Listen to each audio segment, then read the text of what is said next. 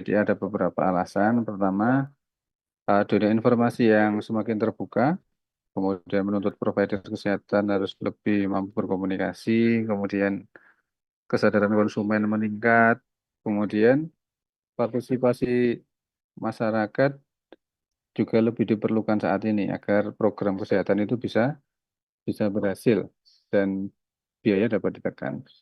Kemudian keadaan kesehatan, baik perorangan maupun perilaku, itu baik perorangan maupun komunitas, itu sangat dipengaruhi oleh faktor perilaku. Jadi ini beberapa hal yang menjadi urgensi dari pendidikan kesehatan. Dari pendidikan kesehatan itu bahasa Indonesianya pendidikan kesehatan disingkat PK ya. Kalau bahasa Inggrisnya itu apa namanya? Disingkat HI atau Health Education. Kemudian ini adalah gambar belum. Jadi biasanya pada saat koas, pada saat pendidikan klinik di puskesmas atau komunitas ya, itu saya seringkali bertanya kepada DM. Jadi kenapa orang itu bisa sakit? Jadi kenapa orang itu bisa sehat? Itu saya tanya terkait dengan sebuah konsep yang ditulis oleh Bloom ini ya. Jadi kalau saya ngomong Bloom, itu tulisannya BLUM ya. Itu terkait dengan eh, apa namanya? Sorry, sebentar. Terkait dengan public health. Tulisannya BLUM ini ya, bukan yang ini ya. Jadi belum ini belum yang saya tulis di sini, yang di mana ini? Yang warna keemasan ini belum yang di pendidikan kedokteran. Tapi yang saya maksud belum di sini itu tulisannya yang BLUM. Ini saya salah ketik yang BLOOM. Kalau BLOOM itu taksonomi belum dalam bidang pendidikan kedokteran. Jadi direvisi ya, direvisi. Belum yang benar itu adalah tulisannya yang di slide tulis tangan ini, Hendrik L. Bloom. Hendrik L. Bloom. Jadi kalau taksonomi belum itu berarti taksonomi belum itu maksudnya taksonomi dalam bidang pendidikan kedokteran. Kalau konsep L. Bloom di sini, HL Bloom namanya. Itu BLUM ini, itu yang kita bahas pada siang hari ini itu adalah dalam bidang kesehatan masyarakat. Jadi sama-sama belumnya, tapi orangnya beda, teorinya beda ya. Jadi ingat itu ya. Nah, belum yang di sini itu bicara tentang konsep sehat dan sakit. Konsep sehat dan sakit itu dipengaruhi oleh ada 4 faktor. Jadi maksudnya adalah orang itu sehat, orang itu sakit, ya tergantung dari 4 faktor ini. Gitu. 4 hal ini yang menjadi menjadi apa penyebab. Ya, pertama adalah heredity atau faktor eh, apa namanya host, ya faktor host atau faktor eh, individu itu. Yang kedua adalah faktor dari eh, medical care service. Ini adalah faktor vaskes atau fasilitas kesehatan setempat. Bisa berupa puskesmas, rumah sakit, atau yang lain. Kemudian yang ketiga ini lifestyle atau gaya hidup. Ini termasuk attitude, behavior, perilaku ya. Perilaku hidup bersih dan sehat, makan tidak pakai cuci tangan ya, makan sembarangan itu masuk ke perilaku atau lifestyle. Kemudian yang keempat ini adalah lingkungan. Lingkungan itu ada lingkungan fisik, ya. Kemudian ada lingkungan-lingkungan yang lain, ekonomi ya, termasuk di sini. Ada social culture, ya. Kemudian ada lingkungan natural and man-made, ya. Kemudian ada faktor employment atau pekerjaan. Jadi ini environment ini juga bagian dari faktor eh, employment ya. Employment atau pekerjaan itu juga faktor dari environment atau lingkungan yang bisa mempengaruhi kondisi sehat atau sakit. Jadi kalau besok pada saat koas DM ada pertanyaan, kenapa kok ini sakit? Berarti kamu membahasnya dari 4 faktor ini. Kalau melihat eh, atau menggunakan konsepnya belum. Kemudian yang kedua itu biasanya juga menggunakan yang namanya Mandel of Health itu. Mandel of Health itu lebih kompleks lagi daripada belum ini. Nanti Mandel of Health itu diajarkan pada saat di koas ya, di DM.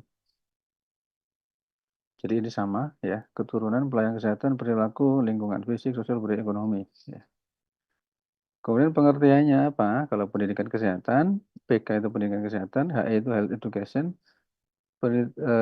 Pengertiannya adalah jadi komponen dari kesehatan dan kedokteran, ya, komponen dari program kesehatan dan kedokteran yang terdiri dari perencanaan, ya, perencanaan untuk apa? Tujuannya adalah untuk perubahan individu, perubahan kelompok, perubahan komunitas. Perubahan apa? Perubahan terkait behavior atau perilaku. Untuk apa? Perubahan yang dimaksud itu perubahan yang bagaimana? Yang dimaksud adalah punya tujuan. Jadi perubahan yang dimaksud adalah perubahan dalam rangka untuk ini langkah-langkah mulai dari promotif, preventif, kuratif, dan rehabilitatif. Gitu. Jadi kalau mau menghafalkan ini lebih enak. Jadi eh, proses atau health education adalah komponen dari program kedokteran dan kesehatan yang isinya adalah sebuah perencanaan untuk melakukan perubahan pada diri individu, kelompok atau komunitas. Terkait apa? Tujuannya adalah untuk membantu agar terjadi proses pertama ini, mulai dari promotif, preventif, kuratif. Gitu. Kemudian komponen-komponen yang ada dalam pengertian pendidikan kesehatan di atas itu sebenarnya ada 4 ini. Pertama, jadi kalau bicara pendidikan kesehatan atau health education, itu merupakan program. Pertama itu tadi ya, sesuai dengan pengertiannya. Jadi ini cara menghafalkannya. Pertama program kesehatan atau kedokteran. Kemudian yang kedua itu ada planningnya, artinya ada usaha-usaha yang terencana, sudah direncanakan. Kemudian yang ketiga itu tujuannya merubah perilaku. Merubah perilaku. Perilaku di sini ada 3 komponen, ada pengetahuan sikap dan praktek. Praktek itu perilaku. Kemudian dan tujuannya adalah untuk kesehatan. Kesehatannya apa aja? Kesehatan individu, kelompok, dan komunitas. Ya. Kemudian secara umum tujuannya ini ya, merubah perilaku, kemudian rincinya adalah ini menjadikan kesehatan sebagai sesuatu yang bernilai di masyarakat. Kemudian menolong individu agar mampu mandiri, terus mendorong masyarakat agar menggunakan dan mengembangkan sarana pelayanan secara efektif dan efisien. Kemudian agar individu atau masyarakat lebih bertanggung jawab demi kesehatan dan keselamatan lingkungan hidupnya. Intinya apa? Intinya tujuan PK ini rincinya adalah bagaimana membuat masyarakat yang dalam hal ini individu atau kelompok itu bisa bisa mandiri. Mandiri itu berarti apa? Memahami, mengerti apa yang harus dilakukan. Jadi nggak harus datang ke puskesmas, nggak harus datang ke rumah sakit atau posyandu. Kenapa? Karena dari tahapan di individu itu sendiri sudah mampu untuk menghandlenya begitu, menghandlenya. Jadi kalau sudah ngerti kesehatan ya sudah enak, nggak usah repot-repot mengeluarkan dana operasional ke puskesmas atau periksa gitu ya. Karena sudah ngerti gitu. Bahkan hal-hal yang mempunyai resiko besar itu bisa dicegah ya. Misalnya eh, ketika dia tinggalnya jauh dari kampus, kemudian dia mencoba untuk tinggal mendekati kampus. Itu adalah salah satu ciri preventif dan promotif untuk meningkatkan safety atau keamanan dia. Karena semakin jauh dari kampus, dia semakin meningkat resikonya. Ya, resiko kecelakaan dan sebagainya. Itu adalah pemikiran yang baik, yang cerdas, ya, yang smart begitu. Lain dengan yang tidak punya pemikiran seperti itu, ya. Dia memilih tinggal jauh, berarti dia memilih beresiko tinggi terkait kejadian kecelakaan lalu lintas dan sebagainya. Ini tidak semua orang punya pemikiran seperti itu, ya. Jadi ini salah satu contoh bahwasannya eh, pengetahuan yang baik tentu akan menghasilkan sebuah perilaku yang baik, hasilnya adalah eh, sehat. Dan sebaliknya, yang tidak baik juga bisa sakit. Gitu. Kemudian prinsip pendidikan kesehatan. Prinsipnya pendidikan kesehatan itu bukan hanya dilakukan dalam kelas atau ruangan, tapi merupakan aktivitas yang bisa dilakukan di mana saja. Bisa di lapangan, pas posyandu gitu ya, pas di luar kelas atau di halaman ya, di mana-mana ya, atau di televisi atau di koran ya, ya itu semua bisa dilakukan ya. Kemudian perubahan perilaku yang terjadi akibat pendidikan kesehatan bukan karena pendidik, tapi karena kemauan atau kesadaran orang bersangkutan untuk berubah. Jadi kita sebagai nakes itu ya tidak punya peran yang cukup besar sebenarnya untuk membuat orang lain itu berubah. Jadi ini yang diutamakan adalah kesadaran diri. Ya. Kemudian yang dapat dikerjakan pendidik, pendidik itu maksudnya nakes yang memberikan ini ya, memberikan promosi kesehatan itu. Itu adalah menciptakan iklim, memfasilitasi dan memberi bantuan sebatas yang diminta klien. Klien itu artinya masyarakat itu mintanya apa. Gitu. Kemudian perubahan pengetahuan kesehatan bukan tujuan akhir, tapi sebatas antara ya. Kemudian dikatakan berhasil apabila klien atau kelompok sasaran telah merubah sikap dan tingkah laku sesuai dengan BK yang diharapkan. Jadi nanti kalau mau intervensi baik dalam bentuk riset maupun dalam bentuk pengabdian masyarakat di Puskesmas, hasil akhirnya yang dilihat adalah perubahan perilakunya, ya, bukan hanya perubahan pengetahuan, gitu ya, dan sikap, tapi satu paket. Ya. Ruang lingkupnya adalah seperti ini, jadi mulai dari konsep, proses, manajemen pendidikan kesehatan, perilaku kesehatan, komunikasi, sampai hubungan dokter dan pasien. Itu ruang lingkupnya. Kemudian disiplin ilmunya, maksudnya pendidikan kesehatan itu punya skop yang luas keilmuannya, disiplin keilmuannya, mulai dari ilmu kependidikan ya, karena dia harus bisa eh, berbicara di depannya publik ya, public speakingnya harus bagus, kemudian tidak grogi, tidak keringat dingin gitu ya, itu berarti ilmu pendidikan, bisa menyampaikan pesan ya. Kemudian ilmu sosial, dia berarti harus bisa berinteraksi dengan masyarakat luas, bisa berinteraksi dengan masyarakat setempat untuk menyampaikan pesan itu. Ya. Kemudian ilmu komunikasi juga begitu, harus paham, ya, yang disampaikan harus jelas, pesannya apa, kemudian bariernya apa, ada hambatan apa enggak, ya. Kemudian ilmu kedokteran itu terkait konten, ya. Kemudian manajemen terkait manajemen penyelenggaraan waktu dan sebagainya, psikologi dan lain sebagainya. Ini jadi banyak keilmuan yang terlibat dalam pendidikan kesehatan ini. Ya, sebentar. Kemudian pada tiap level dari konsep five level of prevention, ya. Jadi kita telah mengenal bahwa pencegahan itu bertingkat, ada 5 tingkat, ya. Jadi ada health promotion, ada specific protection, early diagnosis dan prompt treatment, disability limitation, dan rehabilitation. Ya, di masing-masing level ini namanya 5 level ya. Di masing level ini akan apa namanya eh, menyu- eh, akan memberikan ruang, ya. Memberikan ruang untuk apa? Untuk ruang terjadinya proses pendidikan kesehatan, gitu ya. Sebentar, sebentar,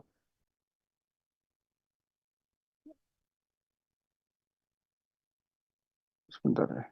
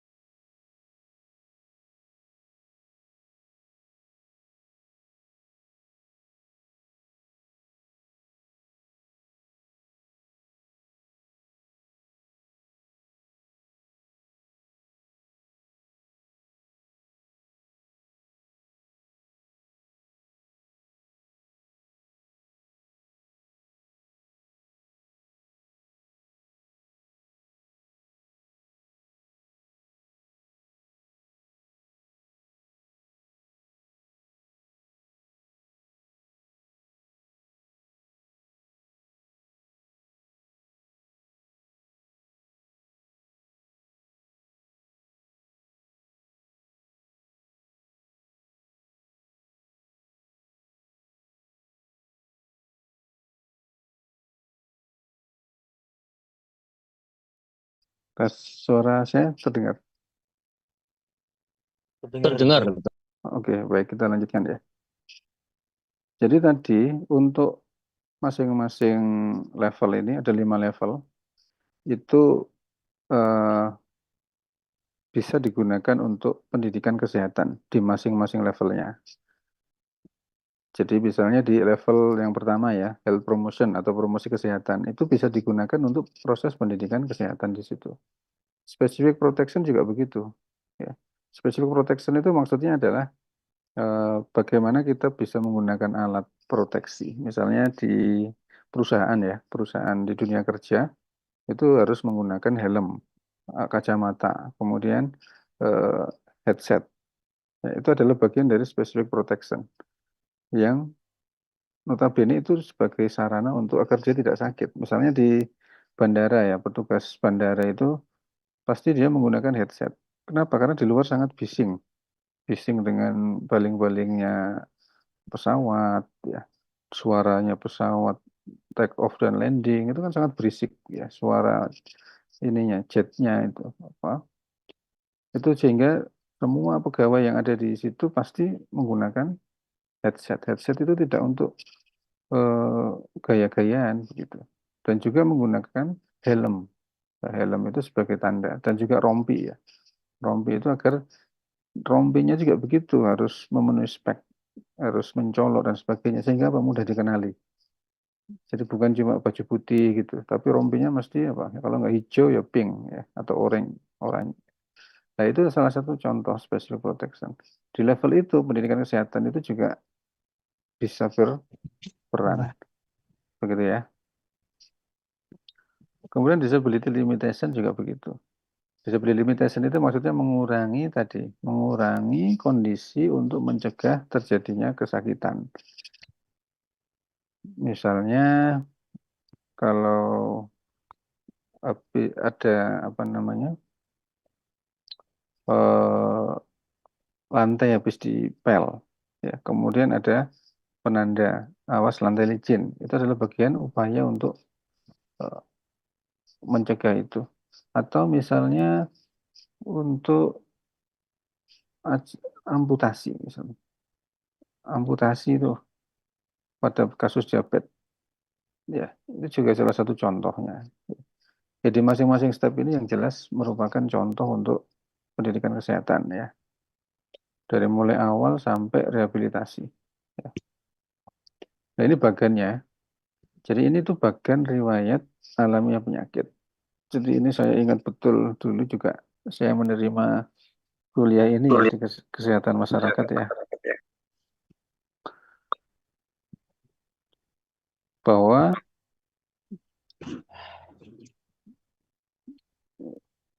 suara saya menggema ya.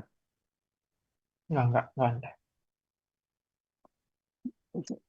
Isra, Miss Karena, dong Jamil. Jadi dulu saya ingat betul tentang gambar ini ya.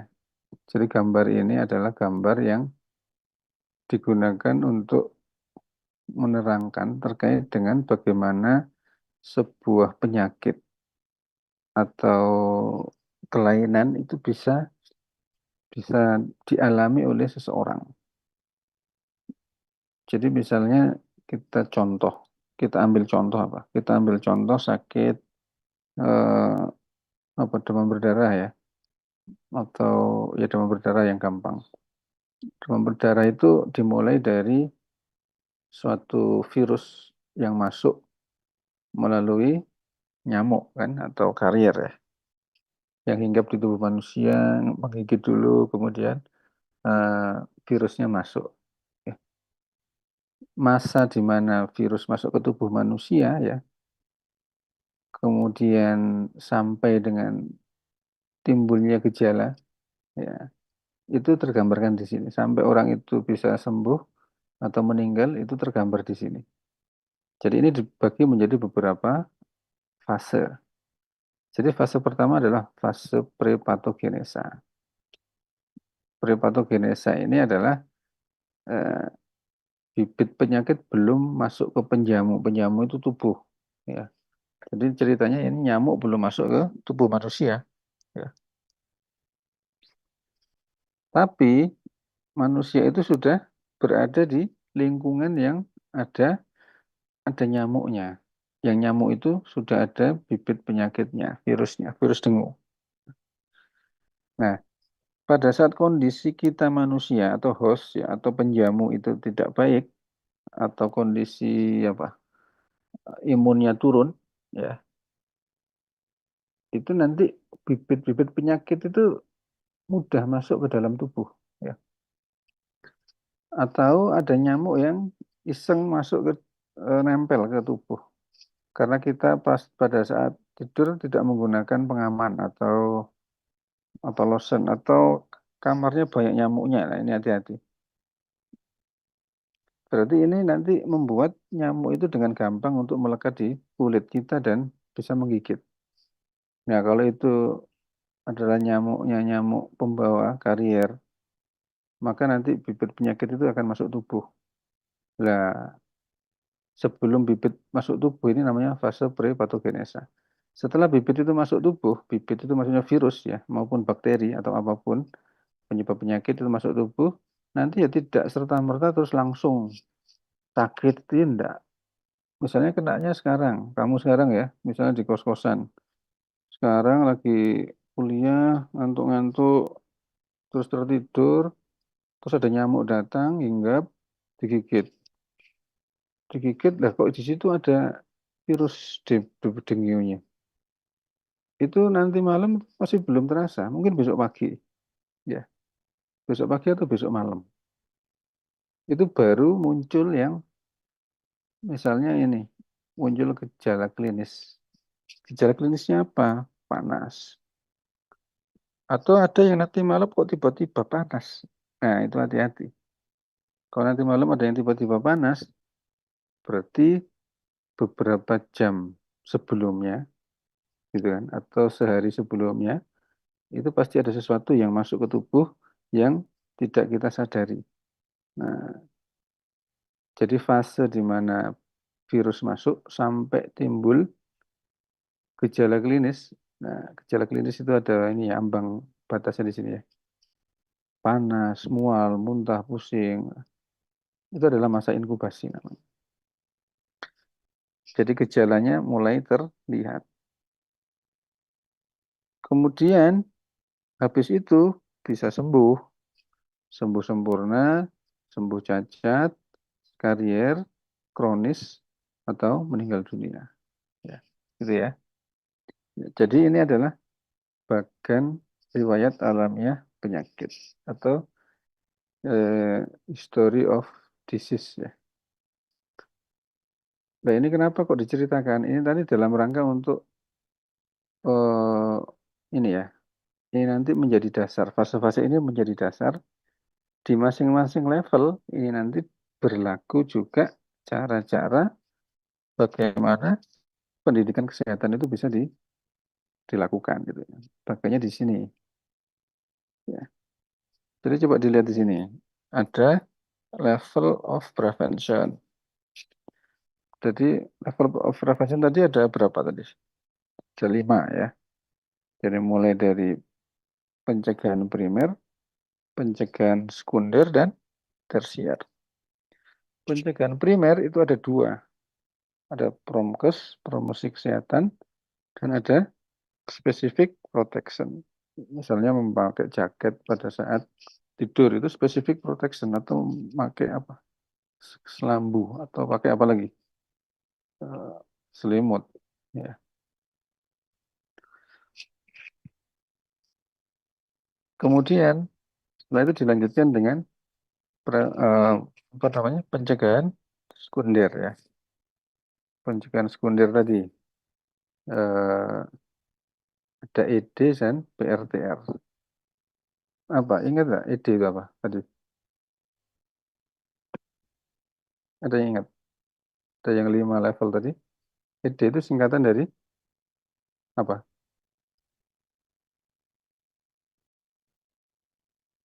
Oh, nggak ingat. Suara saya terdengar nggak? Terdengar, Dokter. Oke. Gimana? Gak ada yang tahu. ED itu singkatan dari apa? ED. Apa? Early? Early disease. Early? Early? D? Apa? D? Tag? Early apa? Early detection. Early detection. Early detection artinya apa? Deteksi dini. Jadi deteksi dini itu salah satu pencegahan sekunder. Ya.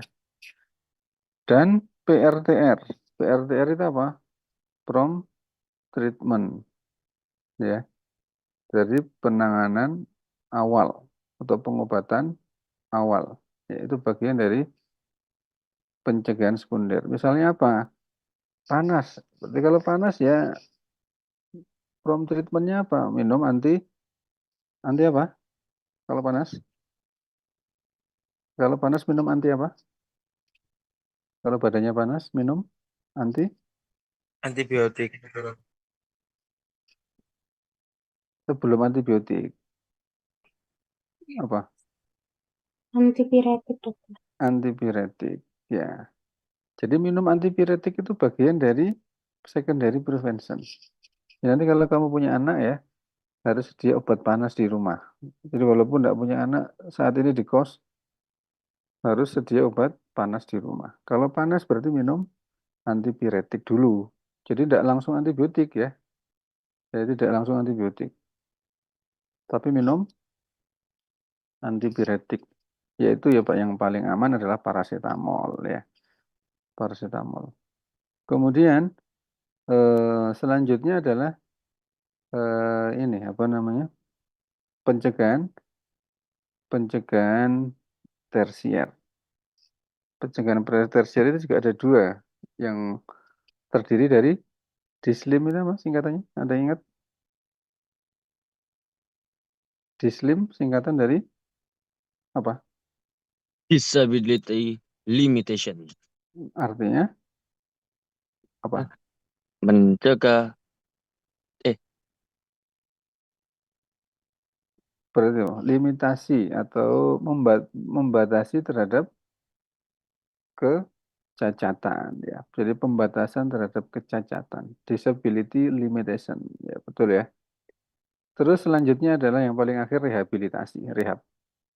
Jadi disability limitation itu eh, membatasi biar nanti cacatnya tidak terlalu banyak gitu. Itu bagian dari prevensi sekunder. Jadi kalau ditanya, berarti minum obat itu masuk mana? Gitu. Masuk minum obat itu adalah masuk kuratif. Kuratif kalau di konteks ini masuknya ke sini ya, from treatment ya, from treatment. Ya. Loh, kenapa kalau panas minum obat ya biar tidak terlalu parah? Kenapa kalau infeksi minum antibiotik? Ya tadi biar tidak meninggal gitu kan, biar sembuh. Nah, itu secondary prevention. Jadi kuratif itu masuk ke secondary prevention. Kalau sudah direhab, rehab itu biasanya masuk pos pos apa? Setelah sakit ya. Setelah sakit itu biasanya prevensi pencegahan tersier. Ya, bentar.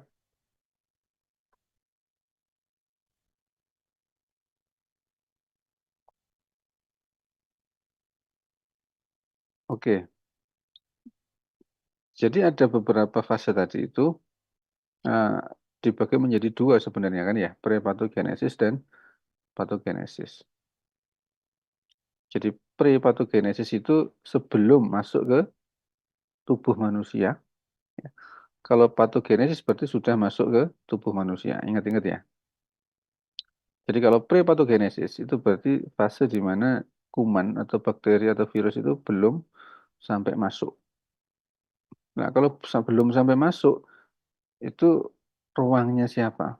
Maksudnya jatahnya siapa? Jatahnya pendidikan kesehatan yang bagian ini ya, health promotion dan specific protection. Jadi ini gampang sekali ini ya. Ya level pencegahan juga begitu. Ini juga mengulang lagi nih. Jadi ada prepatogenesis, patogenesis, intervensi Intinya apa gitu.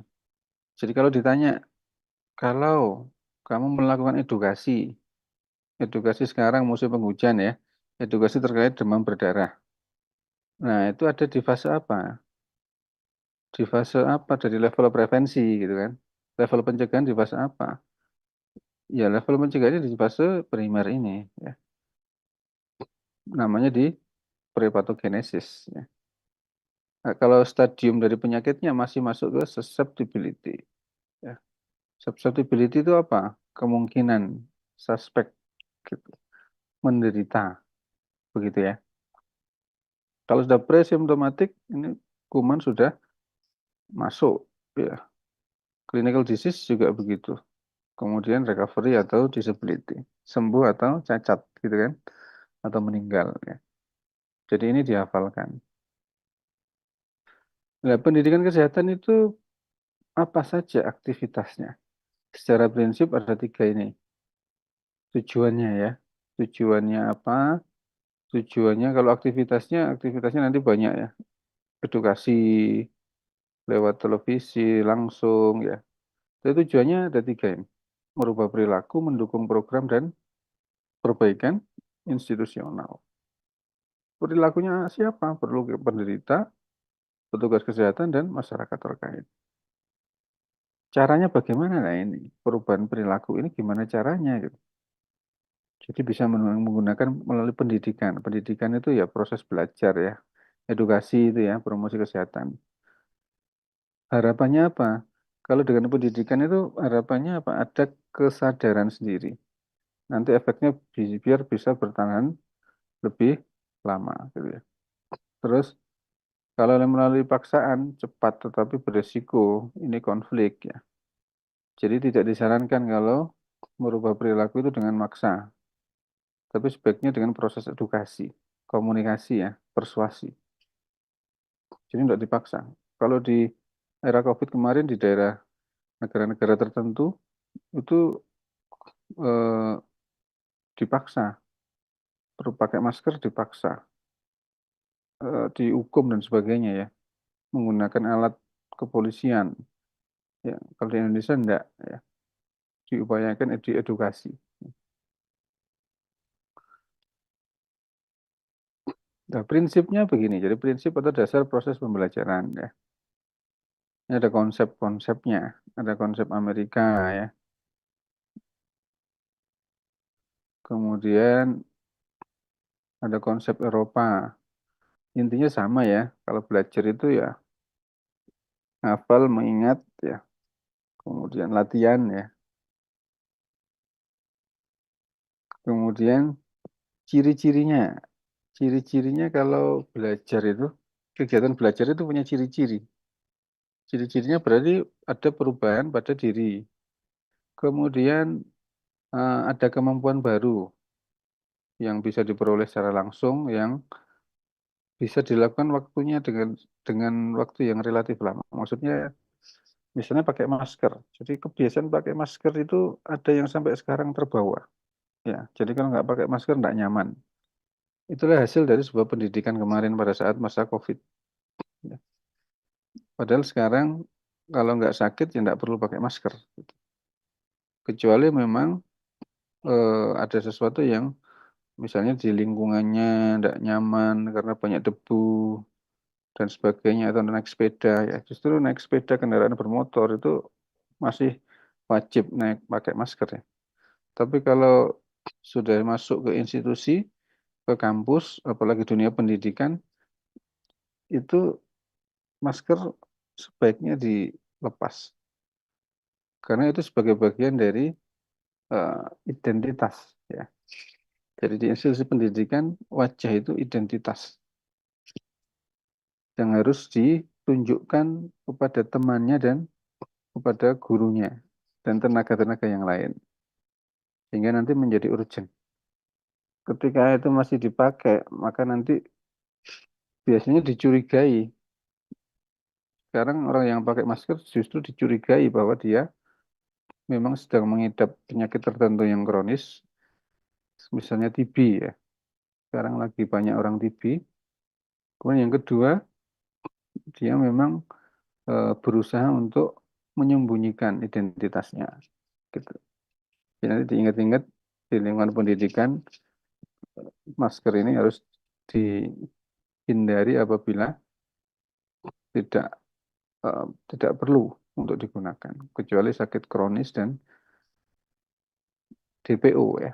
DPO itu daftar pencarian orang yang sedang dicari-cari, itu biasanya menyembunyikan identitasnya. Itu bagian dari proses pendidikan, ya, perilaku begitu. Nah, untuk mengembalikan ke masa normal atau normal yang baru ini kan new normal ya. Habis COVID juga perlu pendidikan. Ini adalah bagian dari proses pendidikan ini. Ya. Kemudian faktor yang mempengaruhi proses belajar. Jadi nanti kamu pada saat memberikan edukasi ya di puskesmas itu banyak faktor yang mempengaruhi informasimu itu bisa diterima oleh responden. Di antaranya adalah metode, input, fasilitas, bahan, alat bantu ya, dan sebagainya. Nanti biasanya ada pre-test, post-test. Ya. Terus metodenya ini bagaimana caranya memilih metode? Ya disesuaikan dengan tujuan pendidikan. Tujuannya apa? Perubahan pengetahuan, sikap, dan perilaku tentu metodenya akan berbeda. Kalau kita ingin membuat perubahan perilaku di situ, metodenya pasti ada yang namanya praktek. Ya, praktek. Misalnya cuci tangan. Tidak bisa kita ngajari cuci tangan hanya dengan slide begini. Tapi harus ada sesi prakteknya. Ya, contohnya begitu ya. Metodenya banyak ya. Ada metode didaktik, ada sokratik. Ceramah, siaran, film, slide, kaset, buklet, pamflet itu metode didaktik. Kalau sokratik, brainstorming, role play, case study, panel, diskusi ya. Dan role play ini yang paling cocok jika perubahannya adalah perubahan perilaku. Perubahan cuci tangan, ya, cara pakai masker yang benar, cara memakai sarung tangan yang benar misalnya, cara batuk ya yang benar itu metode Sokratik. Kemudian lihat kemampuannya, kemampuan baik itu pemberi maupun penerima ya. Terus kelompoknya bagaimana, kelompok sasarannya, waktunya berapa menit, terus fasilitasnya apa saja. Jadi banyak faktor. Ya. Kemudian PK pada dasarnya merupakan proses komunikasi yang kontinus. Maksudnya bagaimana ya? Maksudnya setelah ada input atau masukan, kemudian di situ ada proses pendidikan, misalnya kok banyak ya warga di sini yang diare karena perilaku PHBS-nya memang kurang baik. Ya. Kemudian dilakukanlah pendidikan kesehatan ini, proses pelatihan cuci tangan PHBS. Kemudian sebelumnya dikasih pretest dulu, setelahnya dikasih post-test. Kemudian dari hasil post-test itu ternyata oh sudah membaik. Kemudian nanti dicek lagi. Oh, ternyata kejadian diarenya sudah berkurang. Perilakunya sudah baik berdasarkan hasil observasi secara langsung. Nah, sehingga nanti itu menjadi umpan balik untuk masukan. Oh, ternyata sudah berhasil pendidikan kesehatannya. Gitu. Yaitu nanti muter, jadi muter ya. Kalau ada hasilnya dievaluasi. Inilah yang dimaksud dengan continuous improvement. Jadi berputar. Gitu.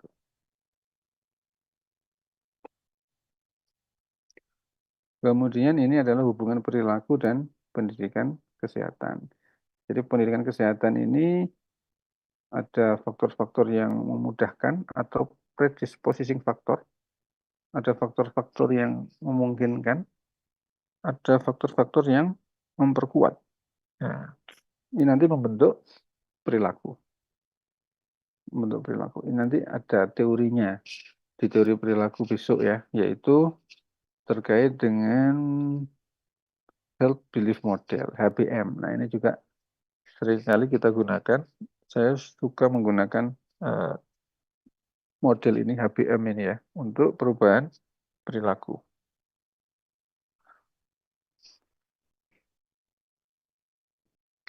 Kemudian di sini tampak sebuah piramida ya. Piramida dari bagaimana sih proses belajar itu terjadi gitu. Namanya the cone of learning ya. Ini selalu ada, biasanya ada eh, di bab-bab skripsi yang ada hubungannya dengan perilaku. Baik itu perilaku kesehatan, perilaku pengetahuan, sikap dan perilaku orang, komunitas, maupun perilaku mahasiswa, perilaku belajar, dan sebagainya. Ya, prinsipnya adalah setelah 2 minggu, ya, setelah 2 minggu, kita itu akan ingat sebesar apa? 10% dari apa yang kita baca. Kemudian 20% dari apa yang kita dengar, 30% dari apa yang kita lihat, dan 50% dari apa yang kita lihat dan dengar, 70% dari apa yang kita katakan, dan 90% dari apa yang kita katakan dan lakukan. Jadi intinya bagaimana? Ini ada bocoran sebenarnya. Jadi ini menunjukkan bahwa ketika mahasiswa itu belajar dengan cara saying, speaking, and doing atau melakukan, maka retensinya akan relatif lebih banyak, lebih lama daripada mahasiswa yang hanya mendengar. Ya. Nah ini resepnya sebenarnya, resep kuliah di kedokteran itu, kalau mau perfect begitu ya, hasilnya bagus, ya, IPK 3,7 gitu. Sebenarnya gampang aja, ini dipraktekkan. Jadi segala sesuatu yang dipelajari itu di speak, ya. Latih belajarnya dengan speaking. Artinya apa? Menerangkan, explaining, menerangkan ke temannya dan dilakukan. Ya. Dilakukan itu berarti pada saat OSCE, CSL. Kalau itu dipraktekkan oleh semua mahasiswa kedokteran, ya nanti eh, tidak tidak laku itu namanya bimbingan belajar itu. Ya. Sekarang bimbingan belajar itu laku keras karena ini tidak mengetahui dan tidak memahami bagaimana cara belajar. Ya. Jadi cara belajarnya gampang sekali. Jadi barang siapa yang explain ke temannya, menerangkan, kemudian dia melakukannya sendiri pada saat OSCE atau pelatihan OSCE atau CSL itu, dia mempraktekkan, ya 90% dia masih ingat dalam 2 minggu. Ya, ya ini kunci, ya kunci lulus kedokteran dengan aman sentosa ya. Kalau kamu belum melakukan ini ya, berarti masih ketinggalan zaman berarti. Belum maksimal, ikhtiarnya belum maksimal gitu. Jadi ini bocoran ya, jangan ngomong siapa-siapa ya. Jangan diceritakan ke siapa-siapa. Buat kamu saja yang di sini ya. Caranya biar lulusnya itu tepat waktu. Ya, jadi SPP-nya nggak bayar eh, nggak bayar lebih gitu. Eman-eman nanti. Daripada buat bayar SPP, daripada buat yang lain, gitu kan? Ya, oke. Kemudian definisi Promkes, definisinya adalah proses untuk meningkatkan kemampuan masyarakat dalam memelihara dan meningkatkan kesehatan. Derajat kesehatan yang sempurna ini jadi tujuannya, ya. Fisik, mental, sosial ya,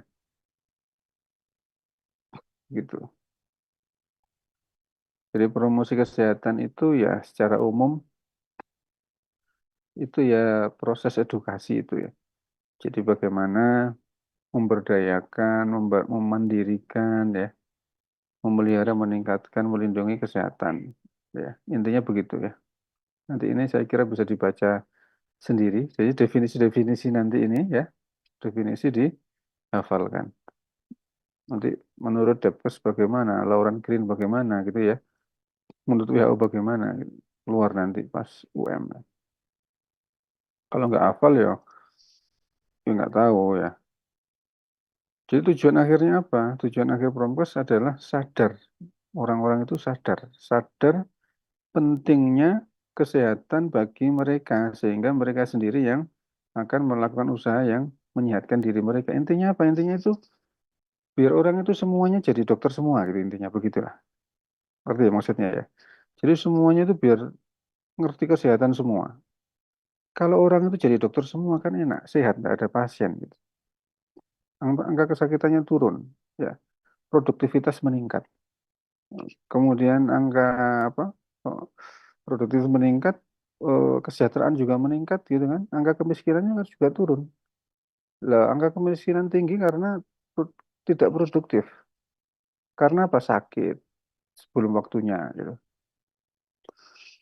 Jadi bisa dibayangkan ya, eh, saya ada pasien usia 24 tahun itu kena gagal ginjal ya, naudzubillah. Semoga kita tidak terkena ya. Itu orang tuanya yang biasanya yang memintakan apa, eh, konsultasi, kemudian ngambil surat rujukan dan sebagainya. Sehingga seminggu 2 kali cuci darah. Nah, itu terjadi kenapa? Karena pola perilaku sebelumnya itu yang tidak baik, tidak mengerti, gitu. Jadi promkes ini, pendidikan kesehatan ini tujuannya sangat mulia ya. Bagaimana orang itu nggak sakit, gitu. Karena apa? Karena ngerti. Oh, tidak minum minuman kemasan. Karena apa? Gulanya tinggi, kadar gulanya tinggi, aspartamnya tinggi, sehingga menimbulkan diabetes mellitus misalnya. Itu kan tidak semua paham. Kalau semuanya paham, enak. Ya, BPJS tidak sampai tekor, tidak sampai kejar-kejar eh, uang pengembalian gitu kan. Karena angka kesakitan di Indonesia ini sangat tinggi ya. Jadi berapa jumlah orang yang cuci darah itu? Coba kamu googling nanti ya. Berapa biaya yang dikeluarkan negara? Padahal BPJS iurannya cuma berapa ribu, gitu. Tapi masyarakat kadang-kadang maunya berlebihan. Ya, itu gambaran real di masyarakat ya. Maunya berlebihan padahal bayarnya minimal. Ya, begitu. Itu masih menjadi apa namanya, eh, hal yang eh, miris yang kita sayangkan ya. Jadi batasannya sebenarnya tiga ini, tahu, mau, dan mampu. Maksudnya kalau sudah tahu, mau apa enggak? Kalau sudah tahu gula itu jahat, ya dia kan enggak mau makan minum yang manis-manis. Masalahnya mampu apa enggak, gitu. Begitu ya. Ini adalah tujuan akhir dari PK atau atau pendidikan kesehatan itu ya.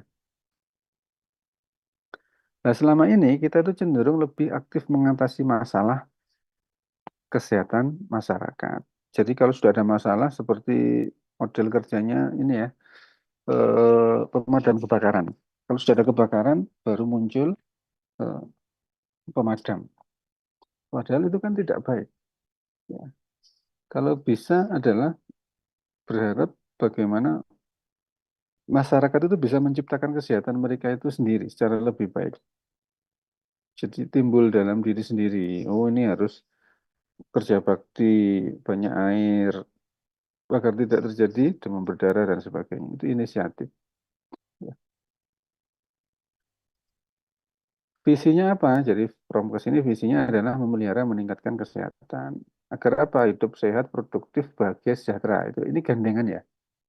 Kalau hidup sehat itu bisa produktif. Kalau orang produktif itu bahagia, dampaknya adalah sejahtera. Ini sudah menjadi satu paket. Jadi sehat dulu. Sehat dulu, baru produktif, nanti bahagia dan sejahtera ini mengikuti. Begitu. Ya, ini diingat-ingat ya. Misinya apa? Berarti untuk menuju visi itu dilakukan advokasi, menjembatani, meningkatkan pengetahuan ya. Tujuannya apa ya? Sosialisasi program-program itu bisa terwujud gitu kan. Ya. Nah, ini modelnya. Model dari Promkes ada prevention, health protection, ada health education. Jadi health education atau HI itu pendidikan kesehatan ya. Ini ada irisannya. Ini model dari Promkes. Jadi ternyata kalau ditanya sebenarnya apa sih promosi kesehatan sama pendidikan kesehatan itu sama apa beda, gitu. Berarti harus melihat ini dulu, melihat model ini. Ya. Ada hal-hal yang beririsan. Ya. Jadi promosi kesehatan itu ada tiga, tiga elemen ini. ada health education-nya, ada prevention-nya, ada health protection-nya. Gitu. Itu promosi kesehatan. Jadi sangat luas ya. Ini menurut Dowie ya, tahun 1990. Kemudian strateginya bagaimana ya tadi? Kalau menurut WHO 84, ya ada advokasi, ada dukungan sosial, ada pemberdayaan. Kalau menurut Ottawa Charter, ya ini ada health public policy, supportive health service orientation, personal skill, dan community action. Ini Ottawa Charter. Ini apa maksudnya? Ya misalnya contoh, kebijakan berwawasan kesehatan ini terkait dengan kebijakan publik. Misalnya sebagai seorang wali kota, itu mencanangkan kebijakan berwawasan kesehatan. Berarti segala sesuatu kebijakan, misalnya di Kota Malang ini tidak boleh melanggar. Melanggar apa? Hal-hal yang terkait dengan kesehatan. Misalnya dalam pembangunan jalan. Pembangunan jalan itu harusnya ada apa? Di sebelah kanan kirinya itu dikasih apa? Tempat jalan kaki namanya apa? Apa? Yang buat jalan di kanan kiri jalan untuk jalan pejalan kaki namanya? Oh, ini suara saya nggak trotoar. Yang lebih trotoar. Yang lebih keren apa? Yang lebih bagus bahasanya apa? Tempat untuk pejalan kaki bahasanya apa? Namanya? P apa?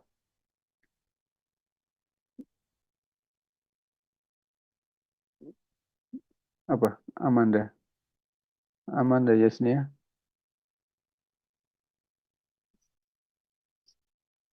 Tempat pejalan kaki.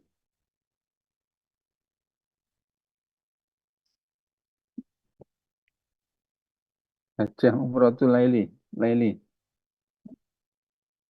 Oh, Amanda Yasnia enggak ada ya. Hajah gimana aja? Laili. Namanya apa? Pejalan kaki. Tempat pejalan kaki yang ada di ini kanan kiri jalan. Trotoar. Trotoar. Selain trotoar apa? Laili.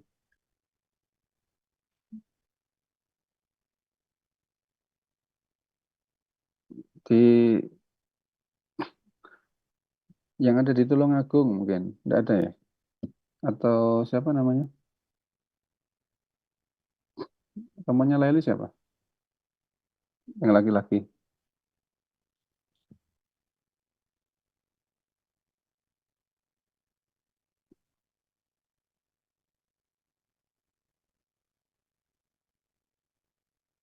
Krishna. Krishna Adi. Di kotanya Krishna apa? Tempat untuk berjalan kaki apa? Di kanan kirinya. P. Apa? Krishna. Oh, Krishna nggak hadir ya? Krishna, nah dicatat ya. Krishna Adi tidak hadir. Tahsil. Gimana Tahsil? Tahsil Akbar. Oh, nggak hadir juga. Banyak yang nggak ada ini.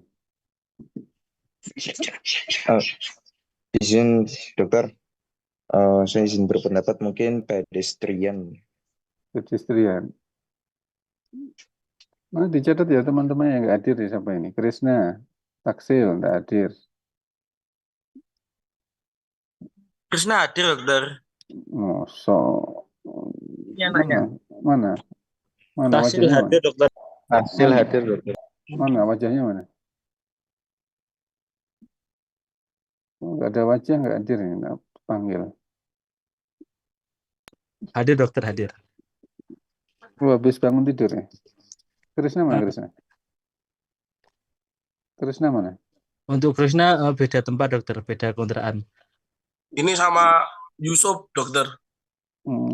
Di kotamu ada pedestrian enggak, Krishna? Ada pedestrian, tempat jalan kaki. Ada apa enggak? Di samping kanan kiri jalan. Wonten dokter. Wonten. Oh, iya. Nanti coba di foto ya. Jadi contohnya itu ya, Krisna ya. Kebijakan berwawasan kesehatan. Berarti membangun jalan, jangan lupa untuk membangun juga tempat jalan kaki. Atau ruang publik. Atau apa namanya, fasilitas umum, FASUM, ya, untuk olahraga. Nah, dalam pencanangan tata kota. Itu contohnya begitu contohnya ya.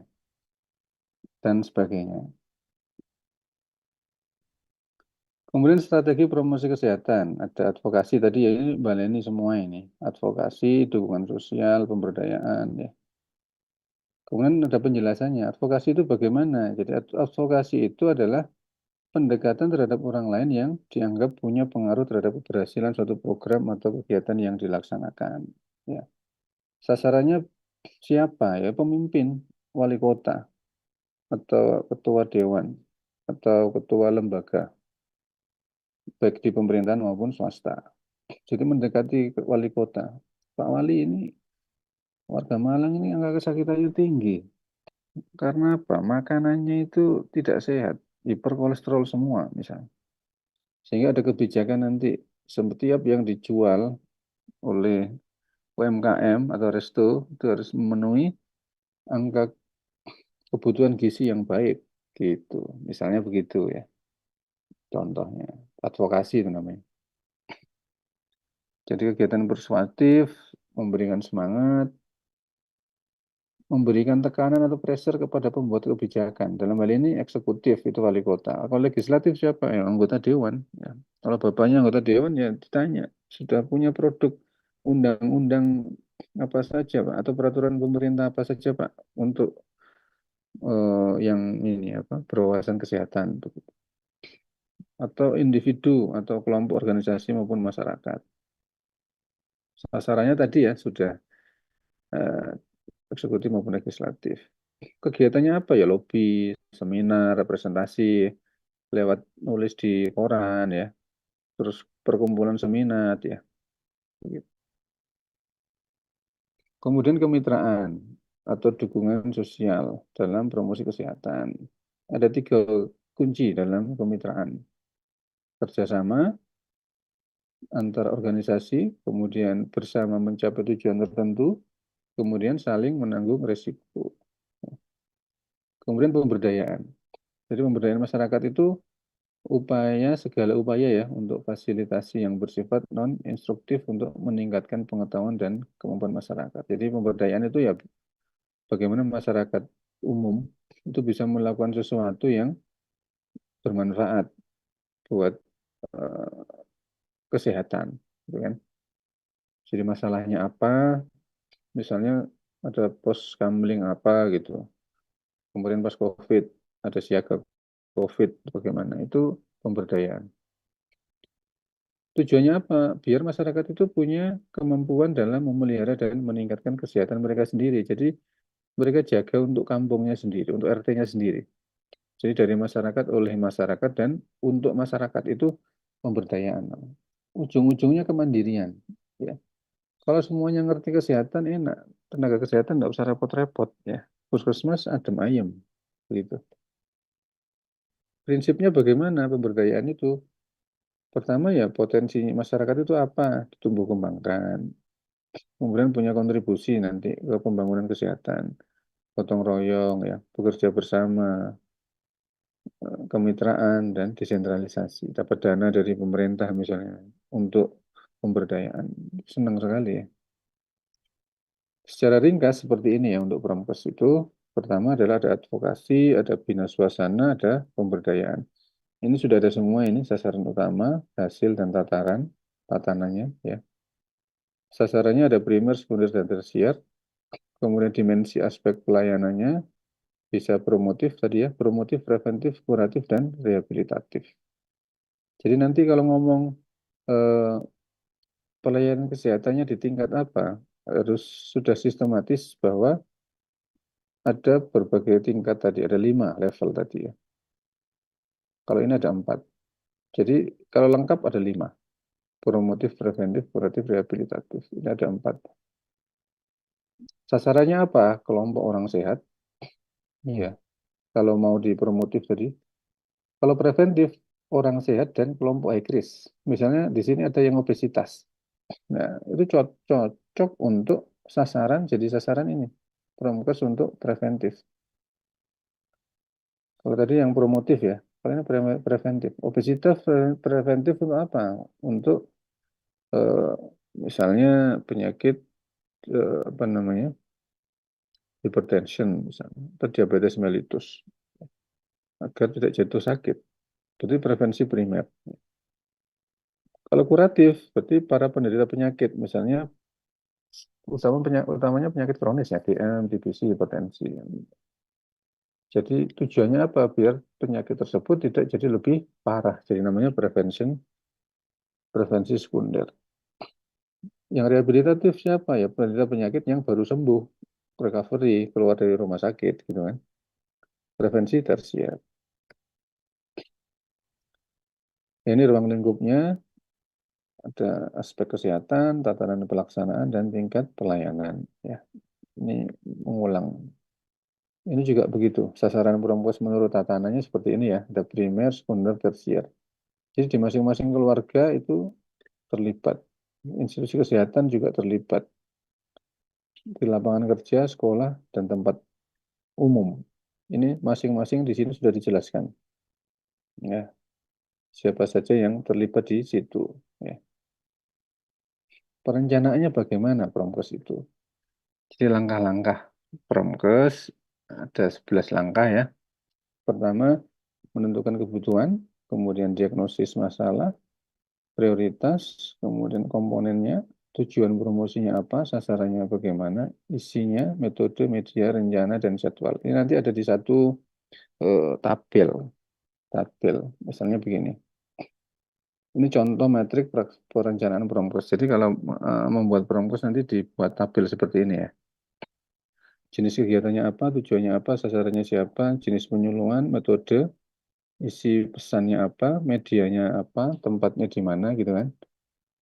Waktunya kapan, pelaksananya siapa. Begitu. Terus kalau kita bicara media, itu ada beberapa hal yang perlu diperhatikan. Jadi penggunaan media itu tadi ya penting. Medianya semakin canggih itu untuk menyesuaikan dengan target peserta. Ya, misalnya apa? Medianya PPT atau video atau flyer ya nanti itu menyesuaikan dengan peserta. Pesertanya siapa? Intinya apa? Intinya pesannya tersampaikan. Ya. Contohnya ini alat bantu ya, pendidikan. Misalnya ada flyer, ada umbul-umbul ya, apa ini? Banner ya dan sebagainya. Kalau kita bicara media atau alat peraga itu memang fungsinya adalah untuk menyampaikan pesan. Jenisnya macam-macam ya, ada cetak, elektronik, ada media luar ruang, tradisional, dan alat peraga. Contohnya apa? Leaflet, poster ya, itu terbatas. Kalau massal apa? Surat kabar, majalah, tabloid ya. Kalau media luar ruang apa? Spanduk, umbul-umbul, billboard. Kalau elektronik apa? Radio, tape, TV, OHP, LCD. Kalau tradisional apa? Ludruk ya. Ya, ada yang suka ludruk ya, wayang, ketoprak. Ya. Terus peraga sederhana, misalnya flip chart, poster, gambar, atau foto buatan sendiri. Ini contoh-contoh jenis media yang bisa digunakan untuk Promkes. Ya. Jadi ini adalah referensinya. Saya kira itu eh, nanti ini bisa diakses di Google Form ini ya, blog ya. Materinya sudah saya share, nanti bisa di download di Google Form. Di apa namanya? Bukan Google Form, apa namanya? Google Classroom. Google Classroom-nya blog ini. Baik, sampai sini ada yang